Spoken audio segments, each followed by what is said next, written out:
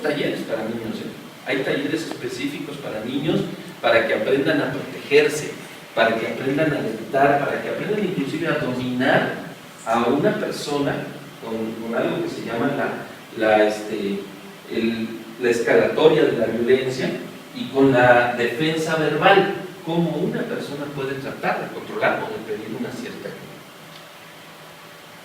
¿Qué conocimientos debemos de tener como ciudadanos, como gente que vivimos en una ciudad como esta? Lo que nosotros deberíamos de tener son 6 conocimientos básicos. Primero, ¿qué hacer en un incendio? Los incendios matan más gente que cualquier delito. Los incendios en la casa han dejado tragedias increíbles. Y obviamente, ¿cómo usar un extintor? Y yo les pediría que me levantaran su mano. ¿Quiénes tienen en su casa un extintor? ¿Sí? Aquí hay 3, 4. ¿Sí? ¿Quiénes tienen una televisión, un plasma y un DVD para ver sus novelas? No, bueno, para ver la televisión, para ver su fútbol. ¿Sí? Todos, ¿verdad? Y se nos hace muy caro gastar 200 pesos. ¿Qué es lo que cuesta un extintor? Para salvar, ya no digo su vida, sino su televisión y su vida para ver la televisión. ¿Sí? Pero yo les aseguro que si el marido llega este fin de semana y te dice, mi amor, este fin de semana, esta quincena no te voy a dar para tu permanencia o para el salón de belleza, porque vamos a comprar un extintor, ¿qué le dicen? No te vayas tú al cine o no te vayas a comprar tu Bacardí, como decía un amigo. Entonces, son cosas que a veces no razonamos. Y déjenme decirles que tengo un caso de una señora que por azares del destino, el marido que llevó el carro a mantenimiento bajó las cosas del carro y las puso atrás de la puerta de la entrada, entre ellas el extintor. Y se va el marido a trabajar y todo, 10:30 de la mañana, le tocan la puerta a la señora, sin precaución abre la puerta y era un tipo drogado que se le quería meter a la casa. Empieza a batallar con él y ella con el hijo adentro, empieza a batallar con él en la puerta. Lo único que alcanza a jalar es el extintor y se lo vacía en la cara al tipo. Si vaciamos aquí un extintor de 6 kilos, esto se pone blanco en menos de 30 segundos, ¿no? O sea, se llena de polvo, no deja de ser un arma. Pero 1, hay que tener. 2, hay que saberlo usar. Entonces, ¿cómo se debe usar un extintor? Muy importante. ¿Qué hacer en un sismo? Aunque hay zonas de la ciudad en donde no tenemos problemas, bueno, ya ven que el Popocatépetl está cada rato dándonos de sustos y de avisos, ¿no? Y creo que ustedes en esta zona son una de las zonas más cercanas hacia allá. Entonces hay que saber qué hacer en el caso de un sismo, cómo evacuar una instalación. Eso es muy importante porque ha habido grandes tragedias en los cines, en los palenques, en las ferias, cuando la gente no sabe qué hacer. Y lo que vamos a ver hoy, 2 puntos. ¿Qué hacer ante un asalto, o un ataque, o un intento de secuestro? ¿Cómo actuar ante esta situación de violencia? Que bueno, en cualquier momento nos podemos ver enfrentados a ellos. Y cómo sobrevivir a un tiroteo. Hoy en día hemos incorporado, los últimos 5 años, hemos incorporado a nuestra plática esta parte porque nos resulta muy importante que la gente sepa qué hacer. Hemos visto gente en Acapulco, en la costera Miguel Alemán, que en medio de un tiroteo han muerto 5 o 6 personas, mujeres, niños, porque no supieron qué hacer en caso de un tiroteo. Entonces estos son los conocimientos clave que nosotros recomendamos que nos preocupemos. ¿Por qué? Porque olvídense de ustedes, ¿no? Piensen en sus familias. Yo creo que todos estamos aquí porque queremos ver que nuestra familia pues no vaya a tener un incidente, no vaya a ser víctima de este tipo de incidentes que se vuelven muy, muy trágicos. Para ello tenemos que hablar de la violencia. La violencia es un fenómeno que acaba con nuestras sociedades, pero no hablamos de la violencia sencilla, ¿no? Hoy en día tenemos aquí en el país hasta una ley contra la violencia, ¿sí? Y en el Código Penal se habla de la violencia psicológica, y se habla de la violencia familiar, y se habla de la violencia contra los niños y contra las mujeres. Nosotros, para efectos prácticos, permítanme ponerlo en dos grandes dimensiones. La primera se llama la violencia dispersa. La violencia dispersa es aquella a la que todos estamos expuestos por el hecho de vivir en una sociedad pues convulsionada por las carencias, por los contrastes, la pérdida de valores, la pérdida de la moral. La gente piensa que puede hacer lo que quiera, y entonces nos encontramos que es gente que de repente agarra y dice: aquí en mi cachito nadie se estaciona, es mi banqueta. Loco, esto es la calle. ¿Sí? O la gente simple y sencillamente, desgraciadamente, como todo se puede hacer y como hay un nivel de impunidad muy grave, pues piensan que sí, que todo lo pueden hacer. Esa violencia tiene una parte buena y tiene una parte mala. La parte buena, permítanme decirlo así, es que si ustedes toman una serie de medidas básicas, medidas preventivas, no les va a pegar. Yo voy caminando y veo una calle oscura, con gente sospechosa, y al dar la vuelta la veo, me regreso, ¿no? Y a lo mejor ellos se me quedaron viendo, pero no van a correr atrás de mí, porque van a esperar al otro que si no se dio cuenta que estaban ellos, van a saltar al que sigue. O sea, en la violencia dispersa no es contra mí, es contra lo que yo traigo, o contra lo que yo represento. O sea, si no me asaltan a mí, van a asaltar de atrás, que venía más descuidado. Sí. Entonces, esa violencia tiene esa ventaja. Si ustedes no le dan motivo, no le dan tentación, no le dan oportunidad, la violencia prefiere esperar a uno más fácil. Así de sencillo. Una medida tan sencilla como traer los seguros del carro puestos puede ser suficiente.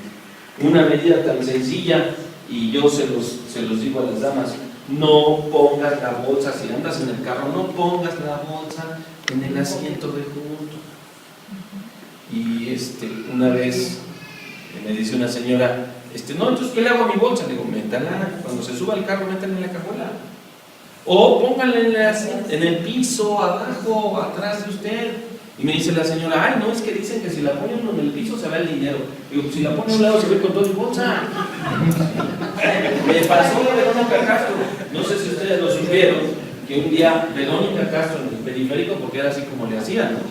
Traía su bolsa, llega un tipo y es como lo hacen: ponen un condón que trae adentro una bujía, y entonces lo jalan como si fuera una resortera, lo sueltan y el vidrio cae. Y la respuesta de uno, ¿cuál es? Pues hacer esto, ¿no? Se protege, y en ese momento entran y sacan la bolsa. Y yo recuerdo mucho que me tocó ver ese programa donde ella, cuando tenía su trabajo en la noche, se quejaba, ¿no? Traía la mano hasta vendada, de que la habían asaltado, le habían jalado la bolsa en el periférico ahí por Constituyentes. Entonces, desgraciadamente, van sobre cualquiera. Sobre cualquiera. ¿Sí? Y hoy en día esta delincuencia puede ser inclusive complicada para nosotros. Miren, acabo de dar unas charlas sobre esto en Samsung, en la empresa está Samsung, la semana antepasada.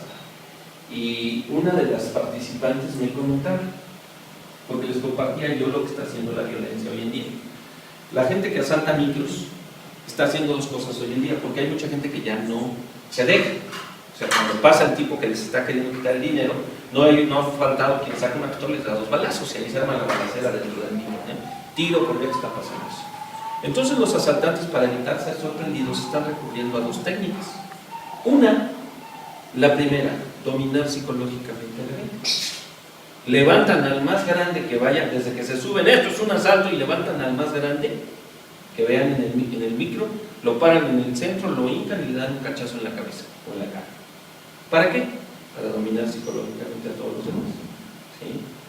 La otra cosa que están haciendo es, ya no piden ellos las cosas, sino levantan al primero que está hasta adelante y le dicen: a ver, tú, quítate el suéter, y que en el suéter te pongan, o alguien que traiga una mochilita, una backpack, y ahí que te echen todo. Y quien pide las cosas es un pasajero. Y luego ellos se bajan. Yo tengo un sobrino que le pasó eso, es muy alto, muy delgado, joven, 19, 20 años, en pocas palabras, con cara de babas, con cara de medio menso. Pues fue el que agarraron, ¿no? A ver, tú. Y es como de un 80, ¿no? Entonces él pasó en su suéter, lo levantaron, y en su suéter recogió todo, lo agarraron ellos y se bajaron. ¿Cómo creen que se le quedaron viendo los demás pasajeros? ¿sí? Pero eso no es nada, yo pensé que eso era grave. Fíjense lo que le pasó a una de las chicas que estuvo en el curso mío la semana pasada.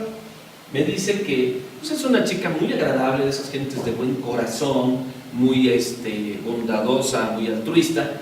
Dice que estaba esperando el camión y empezó a llover y sacó su sombrilla y todos estaban tapados. Y que había un muchacho con camisetas sin mangas, pues de esos pantalones flojotes, y que se empezó a mojar. Y entonces ella le dijo, oye, ven, tápate, pues ahí viene, ahorita que venga el micro, vente acá. Le ofrece bondadosamente ella que se tape con él. Como a los 3 minutos llegó el micro, pues todos se subieron. O sea, lo que yo no me di cuenta fue que había otros 2 tipos que venían con él, se subieron, y en cuanto arrancó el camión, nos empezaron a saltar. Esto es un asalto y todo, y se levanta el muchachito ese, y sí, él era el que traía el arma. Y el otro que empieza a pasar a recoger todo, y el que traía el arma le dice, a ella no, ella es mi amiga. En medio de todos. Entonces, pues, cuando lo veo que dice eso, dije, ahora van a pensar que vengo con ellos. Le digo, ¿qué hiciste? Pues cuando ellos se bajaron, me bajé yo y corrí para el otro lado. Entonces, dice, si me quedo en el camión, imagínense, hubiera sido muy grave, ¿no? Entonces, en ese sentido, les puedo decir que esta violencia pues, puede tocar a cualquiera. Me asaltaron porque yo iba en ese micro. Si he ido en el de atrás, no me toca. Dando un curso allá por la zona de Tlalnepantla, me decía un empleado, un trabajador, un obrero, dice, a mí me han asaltado ya 9 veces en 4 meses. Él salía a las 11 de la noche, ¿sí?, de su trabajo. Dice, ya hasta los conozco. Dice, ya voy, ya aprendí. No me siento en la ventana, siempre me siento en lo mismo, ¿sí? No me siento en la ventana, me siento o hasta adelante o hasta atrás cerca de la puerta. Dice, ya me han asaltado 9 veces, pues ya me evité cuando menos 2, porque los vi que se subieron y antes de que empezaran a saltar, ¡pum!, me bajé. Preferí volver a pagar el camión, ¿sí? O sea, tomando una serie de medidas básicas que les puedo dar para eso. Esa es la parte buena. La parte mala, ¿cuál es? Que se han vuelto muy crueles, se han vuelto muy violentos, se han vuelto muy sanguinarios. Hay gente que la han apuñalado por no traer dinero. Hay gente que la han, nada más porque se le quedó viendo, le han soltado un disparo. Tocó un caso allí en Tutitlán de que se suben a asaltar y la mayoría de ellos vienen drogados o traen algo adentro, y porque una persona volteó y se les quedó viendo, dijo, ¿qué me ves? Pum, y le soltaron un balazo, ¿sí? Entonces, sí, esa es la parte mala, esa es la parte fea, porque esta gente a veces no nada más quiere dinero, quiere vengarse de lo que él cree es una sociedad que lo tiene amolado. Entonces, desde ese punto de vista, esta violencia ya cambia las reglas. Déjenme decirles que hace 8 años yo a la gente le decía, si te asaltan, cierran los ojos, agáchate y entrégales todo, y se van a ir. Hoy en día las cosas han cambiado. Vamos a ver más adelante que hay un cierto tipo de delincuente, especialmente que se llama sociópata, que no solo quiere dinero, quiere vengarse. Es el delincuente que lo que no se puede llevar de la casa donde roba, destruye. No tan solo se conforma con el dinero, patea. Hemos visto asaltos en camiones en donde golpean a los pasajeros y violan a las mujeres. ¿Por qué? Porque iban ahí. Es demostración de poder. Entonces tiene esa problemática. Pero les digo, ciertamente con una serie de medidas que vamos a comentar, yo puedo evitar eso.